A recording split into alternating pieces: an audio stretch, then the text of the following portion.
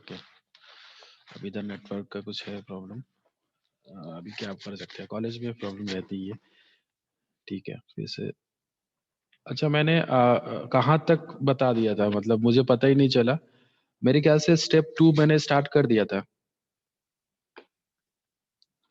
मतलब स्टेप 2 जब स्टार्ट किया था उस समय कनेक्टिविटी थी या नहीं थी? तो स्टार्ट करना है आपको स्टेप 2। ओके, ठीक है, चल। तो स्टेप 2 में क्या है, आपको जो भी जीएमआर जो भी आया उसमें से आपको माइनस क्या करना है, लोकल टैक्सेस ऑफ। जैसे अभी मैंने बताया था, पता नहीं आप लोगों को सुनाई पड़ा कि नहीं।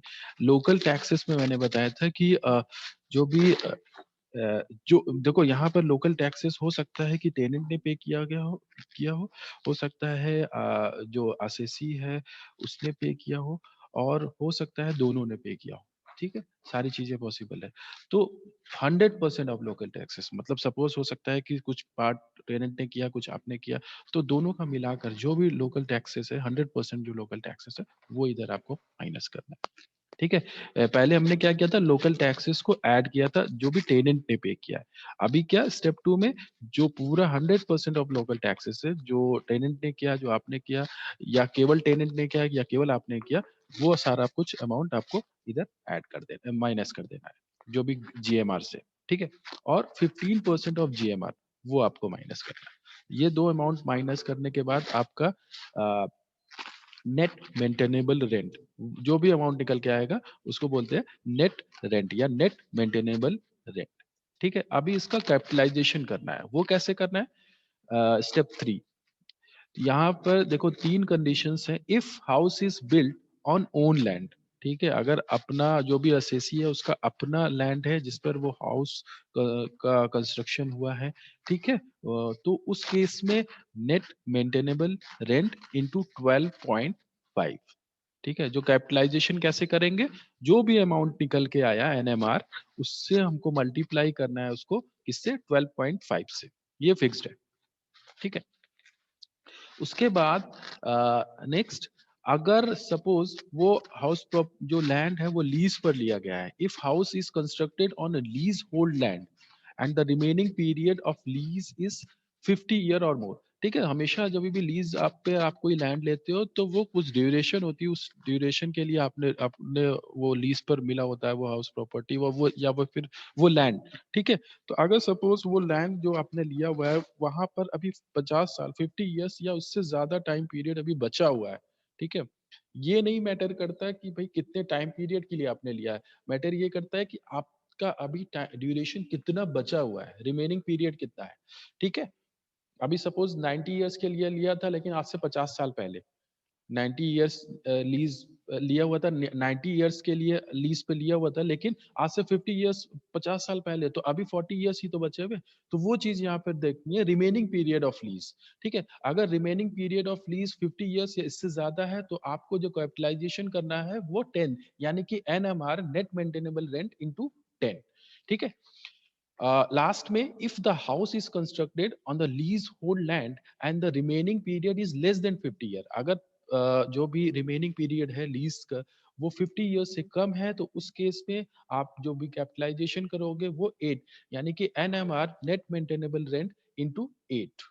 ठीक है। तो ये हो गया आपका स्टेप 3। अभी नेक्स्ट स्टेप 4 देखते हैं। हाँ, premium of unbuilt area. अनबिल्ट area, अभी आपको ये देखना है जो भी वो प्रेमाइसेस है, जो हाउस प्रॉपर्टी है वहां पर अनबिल्ट एरिया कितना है। If the open area attached with the house is more than the limit given as under, the additional sum will be added to the capitalize value of the house. If the open area is more than 5% but up to 10%। ठीक है। अगर open area जो भी है, unbuilt area जो भी है वो 5% से ज्यादा, 5% से कम है फिर तो कुछ नहीं करना है। अगर 5% से ज्यादा है लेकिन 10% से कम है तो उस केस में 20% ऑफ वैल्यू, यानी कि जो भी आपका इसके स्टेप 3 में जो भी वैल्यू निकल के आई है उसका 20% आप और ऐड कर देंगे। ठीक है। स्टेप 3 में जो भी वैल्यू निकल के आई है, जब आपने कैपिटलाइजेशन किया था उसके बाद जो भी वैल्यू निकल के आई उसके अगर सपोज यहाँ पर नेट एनएमआर आपका 1 लाख रुपए आया, ठीक है, 1 लाख रुपए को आपने कैपिटलाइजेशन किया, सपोज जो आपका ऑप्शन बी है यानी इंटू 10, यानी 10 लाख रुपए आपका ये आ गया स्टेप 3 में। अभी क्या करना है आपको, देखना है 10 लाख रुपए, सपोज वहां पे जो अनबिल्ट एरिया है वो 6% है, तो 5 तो इस यहाँ पर जो है जैसे दिया गया if open area is more than 5% but up to 10%, तो यहाँ पर आप वो जो 10 लाख रुपए हैं उसमें से उसमें आप 20% यानी 2 लाख रुपए और ऐड कर देंगे, यानी टोटल कितना हो जाएगा 12 लाख वैल्यू। ठीक है, अभी हम लोग एक प्रैक्टिकल क्वेश्चन इसका कर लेंगे, फिर ये चीजें और क्लियर हो जाएंगी। और देखते हैं if open area is more than 10% but up to 15%। ठीक है, तो उस कंडीशन में 30% वैल्यू और आपको ऐड करना है। उसके बाद if open area is more than 15% but up to 20%, तो आपको 40% वैल्यू आपको और ऐड कर देना है। ठीक है, और इसके अलावा अगर 20% से भी ज्यादा होता है तो उस केस में ये एप्लीकेबल नहीं होता है यहाँ पर। ठीक है, वो चीजें हम लोग आगे देखेंगे कि प्रोविजंस उसके लिए क्या प्रोविजंस है, अभी केवल यहाँ तक बात करते हैं। ठीक है नहीं तो आप लोग कंफ्यूज हो जाओगे। अभी केवल 20% से ऊपर अगर जाएगा तो फिर वो एप्लीकेबल ही नहीं होगा फिर वो चीज।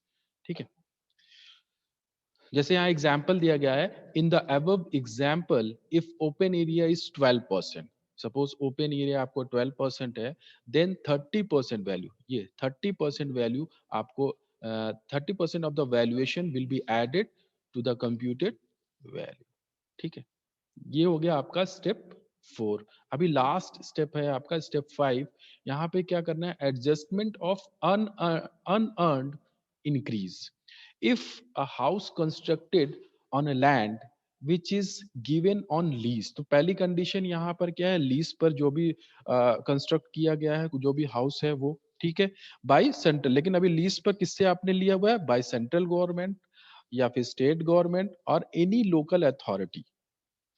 एंड इफ द इंस्टीट्यूशन, यानी कि वो जो government, state government, central government या लोकल अथॉरिटी की बात कर रहा है, if the institution has the right to receive any unearned increase in such land, then it will be deducted from the value of house. मतलब ये बोल रहे हैं कि अगर सपोज कोई जो लीज पे जो भी लैंड है और वो आपने लैंड लीज पर लिया है सेंट्रल गवर्नमेंट, स्टेट गवर्नमेंट या कोई लोकल अथॉरिटी से, और उस इंस्टीट्यूशन, उस अथॉरिटी के पास ये राइट है कि अगर आप सपोज जो है उस असेट को कहीं किसी को ट्रांसफर करते हो तो उनके पास अनअर्न्ड इंक्रीज रिसीव करने का राइट है। ठीक है, मतलब अगर आप ट्रांसफर करते हो किसी तीसरे को और वो जो है अपना लीज जो भी एग्रीमेंट है या लीज जो भी लैंड दिया हुआ है उस लैंड को अगर आप किसी को ट्रांसफर करते हो तो वहां पर आप जब भी ट्रांसफर करोगे आपको जो भी अमाउंट मिल रहा है उसमें से कुछ पार्ट आपको देना पड़ेगा किसको, जो भी लेजी है। ठीक है, जो भी वो इंस्टीट्यूशन है, वो गवर्नमेंट है, स्टेट गवर्नमेंट है, सेंट्रल गवर्नमेंट है, उसको बोलते हैं अनअर्न्ड इंक्रीज। ठीक है तो वो अगर यहाँ पर क्या बोल रहा है, अगर उसके पास राइट है रिसीव करने का, तो जितना भी अमाउंट वो रिसीव, वो कैसे कैलकुलेशन होता है वो अभी मैं क्लियर कर दूंगा जब हम लोग प्रैक्टिकल प्रॉब्लम, यहाँ पे नहीं दिया गया, तो अभी हम लोग जब प्रॉब्लम्स को देखेंगे तो वो कैसे वो चीजें कैलकुलेट की जाती है अभी उधर हम लोग को समझ में आ जाएगा। ठीक है, यहाँ पर बस इतना समझ लो कि अगर ऐसा कुछ राइट है उस इंस्टीट्यूशन के पास तो आपको वो अमाउंट माइनस करना पड़ता है बस। ठीक है, अभी देख लेते हैं एक कोई प्रॉब्लम को देखते हैं, उससे ये सारे पॉइंट्स क्लियर हो जाएंगे। वैसे मुझे नहीं लगता इसके क्वेश्चंस इसमें वेल्थ टैक्स में मुझे लगता है थ्योरी पूछने जाने के ज्यादा चांसेस है, न्यूमेरिकल तो मुझे नहीं लगता, लेकिन फिर भी देख जरूर लेंगे। सर एमसीक्यू होगा सर पेपर? अरे यार अभी की मैं बात नहीं कर रहा हूँ, मैं फाइनल एग्जाम्स की बात कर रहा हूँ, प्रियन की नहीं बात कर रहा हूँ ना। आप लोगों फाइनल का बता रहा हूँ, लखनऊ यूनिवर्सिटी की जो पेपर है वो एमसीक्यू होंगे हो गया फाइनल फेब में। हाँ सर, मतलब फाइनल एग्जाम का आ गया है। अच्छा अच्छा, मैंने अभी न्यूज में सुना था कि शायद एमसीक्यू वगैरह अब नहीं होंगे, पता नहीं। अगर ऐसा हो गया तो तुम नहीं लोग के सर, लिए अच्छी बात है, फिर तो अच्छी बात है फिर तो। कल ही पेपर में है सर, कल ही पेपर अच्छा में है। अच्छा अच्छा अच्छा, मेरे ख्याल से ये जो फेब मैं, में मतलब फेब मतलब जैन मेरे ख्याल लास्ट से, में है, मतलब फेब में शुरू से है। अच्छा अच्छा, तो एमसीक्यू मतलब ऑनलाइन या ऑफलाइन? Offline sir. तब बढ़िया है, फिर तो अच्छा है तुम लोग का, फिर तो बढ़िया है। फिर तो जो मेन मेन जैसे पॉइंट्स हैं, जैसे कि जो लिमिट, परसेंटेज, वो सारी चीजें देख लो, बाकी तो सब हो ही जाएगा। एमसीक्यू है तब तो फिर कोई इतनी प्रॉब्लम नहीं है, फिर तो ये पूछा ही नहीं जाएगा मेरे, फिर तो पूछने का सवाल ही नहीं उठता है ऐसे क्वेश्चन। हाँ, थ्योरी थोड़ा पढ़ना पड़ेगा, थ्योरी जो है वो थोड़ा सा आपको ध्यान से पढ़ना पड़ेगा। फिर भी एक क्वेश्चन कर लेते हैं, ठीक है, बाकी एक बार कंफर्म कर लीजिएगा सर, शैलेश सर, मुझे एचओडी यार, सर से। हाँ मुझे बिल्कुल भी आइडिया नहीं है, हाँ मैं पता कर लूंगा, मुझे बिल्कुल भी इस चीज का आइडिया नहीं। ये सर कल ही आया है ना, तो उन लोग को मतलब स्कूल में, कॉलेजेस में नोटिस चली गई होगी, क्योंकि हम्म। जुलाई मतलब वो जनवरी लास्ट में पेपर स्टार्ट कराने हैं। जनवरी लास्ट में, ओके, ठीक है, हम्म। ठीक है, ठीक है, मैं देखता हूँ। बाकी इसके फिर बाद तो आप बाकी, हाँ हाँ, बाकी हम लोग ऐसा अभी करते हैं फिर, ये क्वेश्चन होने के बाद फिर जो भी जितने भी एमसीक्यूज मेरे पास है, मेरे पास मतलब है पूरा एक क्वेश्चन बैंक है, जहाँ पर हर यूनिट में 100-150 एमसीक्यूज हैं। तो उसको हम लोग आगे नेक्स्ट क्लास से, फिर अगर ऐसा कुछ है तो उसी को फिर हम लोग आज नेक्स्ट क्लास से वो देखेंगे, ठीक है। सर ओके हाँ सर। हाँ। सर लेकिन एमसीक्यू से पहले तो 3 टॉपिक अभी बचे हुए हैं, 2 थ्योरी के और एक एग्रीकल्चर इनकम के। एग्रीकल्चर ठीक है, वो वैसे हम लोग का सिलेबस में नहीं है एग्रीकल्चर, ठीक है, मैं बता दूंगा, कोई प्रॉब्लम नहीं है। तो अ, सर वो नहीं है तो फिर सर वो थ्योरी असेसमेंट प्रोसीजर और income tax power and authority, हाँ सो ठीक ये है, वो 2 टॉपिक थ्योरी यूनिट में वाला है। पार्ट है, उसको उसमें टाइम नहीं लगेगा, देखो टाइम लगता है न्यूमेरिकल्स में, थ्योरी में तो कुछ नहीं टाइम लगता वो तो।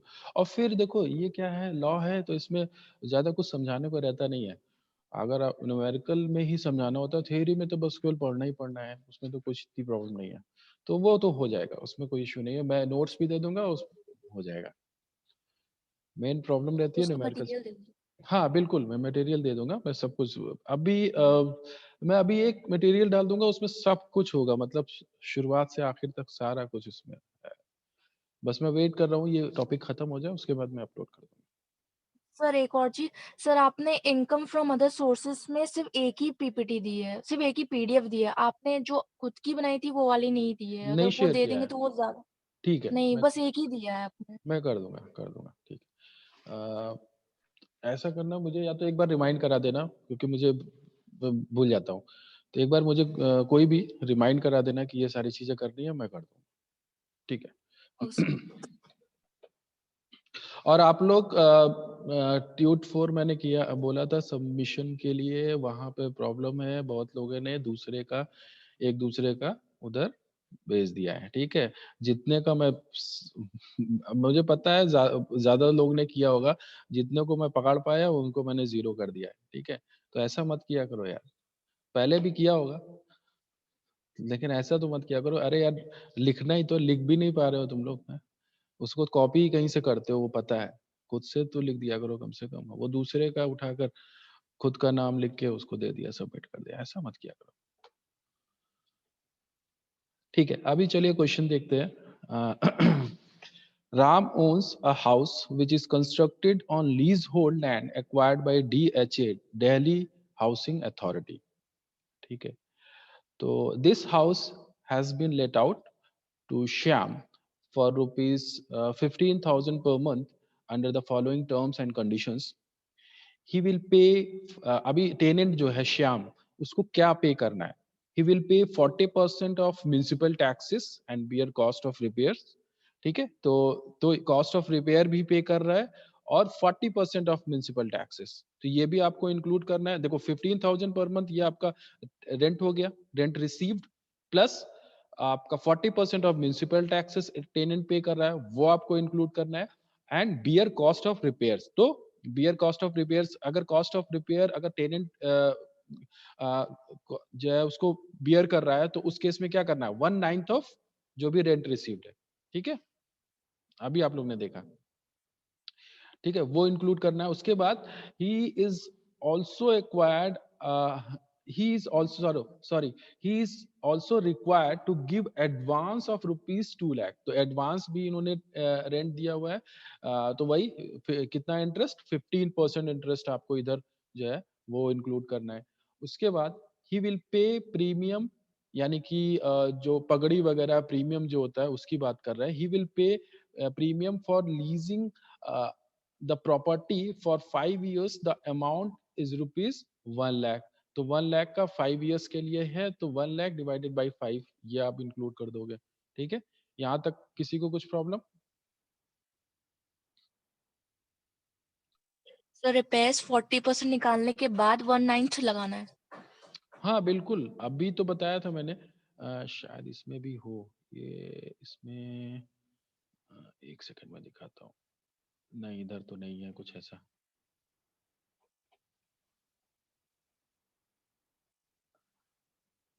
नहीं, यहाँ पर नहीं दिया गया है। अभी मैंने बताया था, एक बार फिर से मैं शेयर कर दे रहा हूँ, कोई दिक्कत नहीं।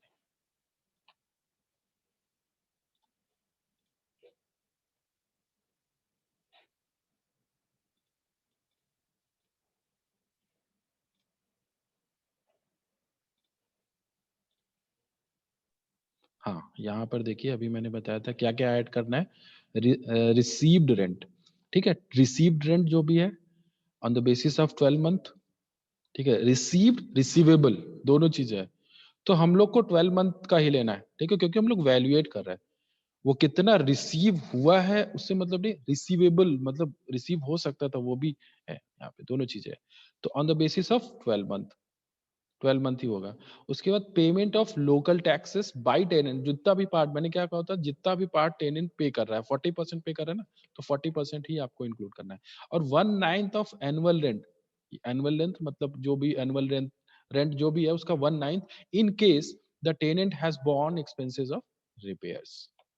तो ये भी पॉइंट उधर क्वेश्चन में आ रहा है, तीनों चीजें आ रही हैं, तीनों चीजें आपको इंक्लूड करना है। उसके बाद in case advance for more than 3 months rent has been received, the interest at the rate of 15%, ये 15% भी ऐड करना है आपको अगर कोई एडवांस रेंट है।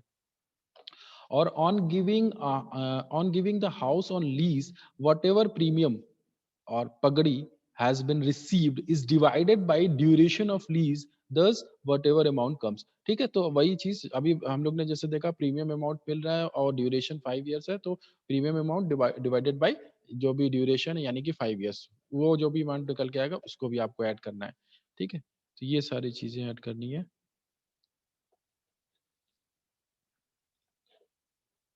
फिर से देखते हैं।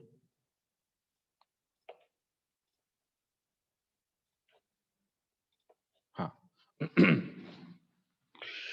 तो अभी मेरे ख्याल से सारे पॉइंट क्लियर हो गए। ही विल पे 40% म्युनिसिपल टैक्सेस, 40% ऐड करना है। He is also required give advance, तो ये 15% से यहाँ पे इंटरेस्ट हो गया। He will pay premium leasing, तो यहाँ पर 1 लाख रुपीज डिवाइडेड बाई 5। ठीक है, आगे बढ़ते हैं। अदर इंफॉर्मेशन है, the annual value assessed by local authority 1,50,000, यानी वही, यानी कि आपका जो भी रेंट रिसीव्ड जो यहाँ पर ऐड करने के बाद आपको कंपेयर किससे करना है, 1,50,000। दोनों में जो ज्यादा अमाउंट होगा वो आपका जीएमआर है। ठीक है, लोकल टैक्सेस, ये लोकल टैक्सेस हैं कितना है, 15,000। तो 15,000 में तो 40% ये टेनेंट पे कर रहा है। ठीक है, expenditure on repairs of expenditure on repairs by Shyam 20,000। उसके बाद difference between aggregate area and unbuilt area is 16% of the, तो 16% यानी कि आपका अनबिल्ट एरिया है। उसके बाद cost of building including land in 1985 was 10 lakh rupees, और DHA's current value of land is 5 lakh rupees, and it charges 50% of unearned increase on the transfer of house। ठीक है, 5,000 रुपए करंट वैल्यू है अभी उस जो भी लैंड है, लैंड की बात हो रही है, उस लैंड की केवल। ठीक है, वहां पर जो कंस्ट्रक्शन हुआ, हाउस प्रॉपर्टी की बात नहीं हो रही, उस लैंड की जो वैल्यू है अकॉर्डिंग टू DHA वो है 5 लाख रुपए। और वो कितना चार्ज करते हैं, अगर कोई ट्रांसफर जो है होता है, उसके अलावा अगर जो भी लीज पे जो लैंड लिया गया, अगर उसका ट्रांसफर होता है, तो उस केस में DHA को कितना देना पड़ेगा, it charges 50% of unearned increase on transfer of a house. ठीक है, तो ये आपको बाद में माइनस करना है। अभी देखते हैं कितना अमाउंट होगा, वो अभी बाद में देखेंगे। Ram acquired land of for rupees 90,000 from, Ram ने जो एक्वायर किया उस लैंड की बात कर रहे हैं केवल, उस लैंड को वो 90,000 रुपीज में, जो लीज पर जो उसने लिया हुआ है 90,000 रुपीज में। और unexpired period of lease is 90 years. ठीक है, तो जो लीज जो ड्यूरेशन है टोटल वो 90 ईयर्स है। Compute the value of house property for the purpose of wealth tax of Ram. तो पहले स्टेप 1 यहाँ पे determination of annual rent received, तो उसके लिए क्या किया 15,000 इंटू 12 यानी कि 1,80,000। ठीक है, ये हो गया आपका एक्चुअल रेंट रिसीव्ड। अब इसमें क्या क्या चीजें ऐड करनी है, ऐड करना है municipal tax paid by tenant 40%, और जो भी टैक्सेस हैं उसका 40% यानी कि 6,000, ये हो गया आपका। उसके बाद रिपेयर्स के लिए जैसे मैंने बताया था 1/9 ऑफ 1,80,000 यानी कि जो actual rent receive annual rent जो है उसका 1/9 ऑफ 1,80,000, ये आपका हो गया 20,000 रुपीज। ठीक है, उसके बाद इंटरेस्ट ऑन डिपॉजिट, इंटरेस्ट जो भी आपका एडवांस जो भी रेंट था, ठीक है, जो मिला था उस पे 15% यानी कि 15% ऑफ 2 लाख। ठीक है, ये एडवांस रेंट है का, ये एडवांस रेंट है 2 लाख रुपए मिले आपको, इसका इस पे 15% इंटरेस्ट जो भी होगा वो आपको इधर इंक्लूड करना पड़ेगा यानी कि 30,000 रुपीज। उसके बाद प्रीमियम जो पगड़ी जो प्रीमियम की बात कर रहे थे हम लोग कि 1 लाख रुपए मिला हुआ है, उसको हम लोग टोटल ड्यूरेशन से डिवाइड करेंगे तो ये आपका अमाउंट हो जाएगा 20,000, 20,000। ठीक है, तो ये आपका हो गया सारा कुछ ऐड करने के बाद एक्चुअल रेंट रिसीव्ड है 2,56,000। ठीक है, अभी क्या कैलकुलेशन ऑफ जीएमआर कैसे करना है, actual rent received GMR 2,56,000, annual value जो भी अथॉरिटी ने बताई है वो कितनी है, जो अथॉरिटी ने वैल्यूएट किया है वो है 1,50,000।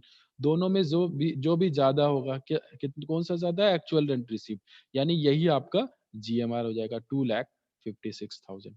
ठीक है, तो जीएमआर आपका पता चल गया। अभी आगे चलते हैं, अभी इसको इसमें एनएमआर अभी कैलकुलेट करना है। तो एनएमआर के लिए आपको क्या करना है, माइनस करना है दो चीजें, जैसे मैंने बताया था जो भी टैक्सेस हैं पूरा पूरा 100% जो भी टैक्सेस हैं वो, और 15% ऑफ जीएमआर। ठीक है, taxes levied on by local authority 15,000, 15,000 रुपए ये माइनस करने, और 15% ऑफ जीएमआर यानी कि 15% ऑफ 2,56,000 यानी कि 38,400 ये माइनस करना है। दोनों चीजें आप माइनस करने के बाद आपका एनएमआर यानी नेट मेंटेनेबल रेंट आएगा 2,02,600 रुपीज। ठीक है, में एक्स्ट्रा टैक्सेस लेवाइड होते हैं बाय लोकल अथॉरिटी, वो भी माइनस करना होता है इसी में, इसी पार्ट में। नहीं हाँ बिल्कुल, टैक्सेस देखो जो भी लोकल अथॉरिटी ने जो भी टैक्सेस आप पे कर रहे हो लोकल अथॉरिटी को वो सारा कुछ माइनस करना पड़ेगा। अभी सपोज यहाँ पे दे दिया होता कि भाई 40,000 इन्होंने टेनेंट ने पे किया, 60,000 ये जो भी जो असेसी है इन्होंने पे किया, तो आप 60 + 40 यानी 1 लाख रुपए पूरा पूरा माइनस करते हैं। यहाँ पर भी इस केस में भी देखो क्या हुआ है, जो टेनेंट पे कर रहे हैं कितना पे कर रहे हैं 40% यानी कि 6,000, बाकी का जो अमाउंट था यानी कि 9,000 वो तो असेसी ने ही पे किया होगा, राम ने ही पे किया होगा। ठीक है, हमको इसलिए यहाँ पे पूरा पूरा माइनस करना है 15,000। सर ये एक बार फिर से बता दीजिए क्वेश्चन में। अच्छा, क्वेश्चन में मतलब देखो यहाँ पर देखो सबसे पहले हमें ये देखना है कि म्युनिसिपल जो भी टैक्सेस है, कोई भी हाउस प्रॉपर्टी होगी तो वहां पर आपको नगर निगम को म्युनिसिपल टैक्सेस पे करने होते हैं ना, म्युनिसिपल टैक्सेस पे करने होते हैं किसी भी हाउस प्रॉपर्टी अगर आपके पास ओनरशिप है। तो यहाँ पर लेकिन इन्होंने टेनेंट्स जो था उससे एग्रीमेंट किया कि भाई 40% आपको देना है, ये म्युनिसिपल टैक्सेस जो है ये आपको 40% देना है। तो इस केस में आप और जो टोटल जो इनके टैक्सेस बन रहे हैं वो 15,000, 15,000 रुपए। तो इस केस में हम लोग को क्या करना है, जब भी हम लोग जीएमआर कैलकुलेट कर रहे होंगे तो वहां पे एक्चुअल रेंट रिसीव्ड में आपको म्युनिसिपल टैक्सेस जो भी पार्ट टेनेंट ने पे किया है उसको आपको इंक्लूड करना है। तो इसलिए मैंने क्या किया, जो भी पार्ट टेनेंट का था वो मैंने इधर एक्चुअल रेंट रिसीव्ड में ऐड कर दिया 6,000 रुपीज। ठीक है, उसके बाद अभी सपोज कुछ ना पे करता तो हम कुछ कोई भी अमाउंट नहीं इधर ऐड करते, ठीक है। लेकिन ये माइनस तो मुझे करना पड़ेगा। इसके बाद सारा कुछ कैलकुलेशन करने के बाद जब एनएमआर आया, नेट मेंटेनेबल रेंट के लिए, जब हम लोग कैलकुलेशन जब हमने स्टार्ट किया, तो उस समय दो चीजें जैसे मैंने बताया माइनस करनी होती है, डिडक्ट करनी होती है। एक तो टैक्स और दूसरा 15% ऑफ जीएमआर, ठीक है। तो ये यहाँ पर इससे मतलब नहीं है कि कितना पार्ट टेनेंट ने पे किया, कितना पार्ट एसएससी ने पे किया, कितना पार्ट राम ने, कितना पार्ट श्याम ने, इससे कोई मतलब नहीं है। जो भी टोटल टैक्सेस हैं आपको चाहे या टेनेंट ने पे किया या नहीं पे किया, कोई मतलब नहीं है। जितना टोटल टैक्सेस है उस हाउस प्रॉपर्टी पे, पूरा पूरा आपको डिडक्शन मिलेगा, यानी कि 15,000, ठीक है। और दूसरा डिडक्शन मिलेगा 15% ऑफ जीएमआर। जो भी जीएमआर आपका निकल के आया है, मतलब जो भी पहले स्टेप में, स्टेप 2 में जो भी जीएमआर निकल के आया है, उसमें से आपको माइनस, उसमें उसका 15% आपको माइनस करना है, यानी कि 38,400, ठीक है। तो ये आपकी वैल्यू, यानी कि नेट मेंटेनेबल रेंट जो निकल के आएगा 2,02,600 रुपीज। अभी इसको कैपिटलाइजेशन करना है। कैपिटलाइज वैल्यू कैसे निकालेंगे इसकी? तो उसके लिए आपको देखना पड़ेगा कि वो लीज ड्यूरेशन कितनी है, ठीक है। एक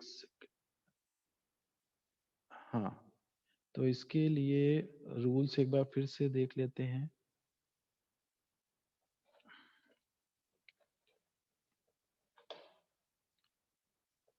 फिर क्वेश्चन देखेंगे, एक सेकेंड। हाँ, तो यहाँ पे जब कैपिटलाइजेशन वैल्यू निकालनी होती है तो हमको क्या देखना है? यहाँ पर तीन कंडीशंस हैं। If the house is built on own land, तो एनएमआर यानी नेट मेंटेनेबल रेंट इंटू 12.5। तो वो तो ऐसा तो है नहीं वहां पर क्वेश्चन में, जैसे हम लोग ने ऑलरेडी हम लोग पढ़ चुके हैं, वो जो लैंड है वो लीज पे ली गई है, और वहां पे ड्यूरेशन भी बताया गया था कितना, 90 years. If the house is constructed on the leasehold land and remaining period of lease is 50 year, तो कैपिटलाइजेशन कैसे करेंगे? N M R into 10। If the house is constructed on lease hold land and remaining period is less than 50 years, then N M R into 8, ये होगा, ठीक है। तो अभी हमें देखना है ड्यूरेशन कितना बचा हुआ है।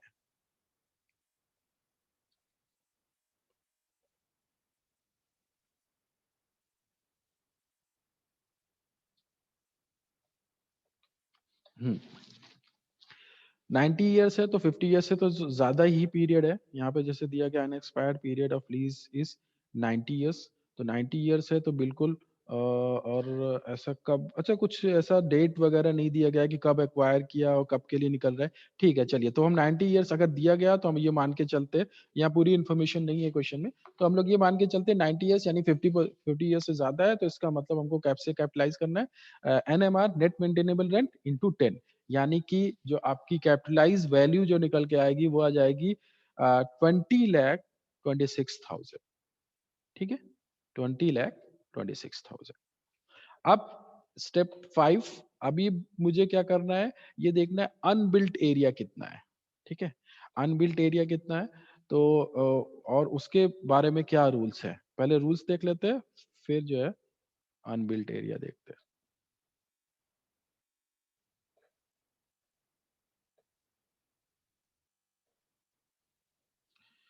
तो यहाँ पर जैसे दिया गया है स्टेप, यहाँ पे premium of unbuilt area, if the open area is more than 5% but up to 10%, 20% आपको वैल्यू और ऐड करनी होगी। If the open area is more than 10% but up to 15%, उस कंडीशन में 30% वैल्यू ऐड करनी है। और if open area is more than 15% up to 20%, उसके बाद आपको 40% वैल्यू ऐड करनी होगी, ठीक है। 5 to 10, 20, 10 to 15, 30, 15 to 20, 40%, ठीक है। चलिए फिर देखते हैं,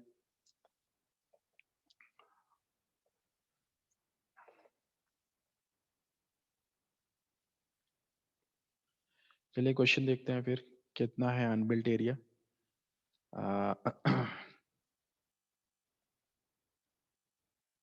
Difference between aggregate area and unbuilt area is 16%. Of the aggregate area. ठीक है, तो 16% यहाँ पर है, तो यानी कि 50 यानी 16% यानी कि 30% वैल्यू।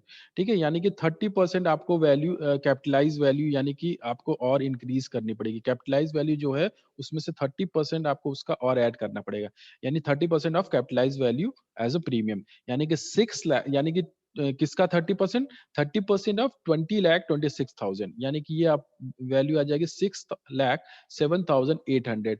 तो ये वैल्यू और ऐड कर देंगे यहाँ पर, तो वैल्यू जो निकल के आएगी इसके बाद स्टेप 5 के बाद वो निकल के आएगी 26,33,800 रुपीज। ठीक है, अभी ये वैल्यू निकल के आ गई। अभी स्टेप जो लास्ट स्टेप है उसमें ये देखना अनअर्न्ड इंक्रीज कितना है। ठीक है, वो हमको जो भी अनअर्न्ड इंक्रीज है उसको हमको इधर डिडक्ट करना है, माइनस करना है। तो उसके लिए क्या करना है, जैसे कि क्वेश्चन में दिया गया 50%। ठीक है, अनअर्न्ड जो इंक्रीज है वो कितना है? 50%। तो यहाँ पे दो चीजें मुझे कंपेयर करनी है। एक तो 50% जो आपका जो अमाउंट निकल के आया 26,33,800 जो वैल्यू निकल के आई उसका 50% of value of immovable property जो है 26,33,800, इसका 50% यानी कि 13,16,900। ठीक है, एक तो ये अमाउंट है, और दूसरा अमाउंट जिससे मुझे कंपेयर करना है वो कौन सा? आपका जो भी आपका क्वेश्चन में देखिए यहाँ पर जो भी अमाउंट जो भी वैल्यू है उस लैंड की, ठीक है, DHA current value of land, जो उस लैंड की वैल्यू करंट वैल्यू है वो उसका 50%, लेकिन जितना भी अमाउंट राम ने पे कर दिया है उसको माइनस करने के बाद, यानी कि डीएचए करंट वैल्यू जो करंट वैल्यू उस लैंड की केवल है, हाउस प्रॉपर्टी की बात नहीं कर रहा हूँ, केवल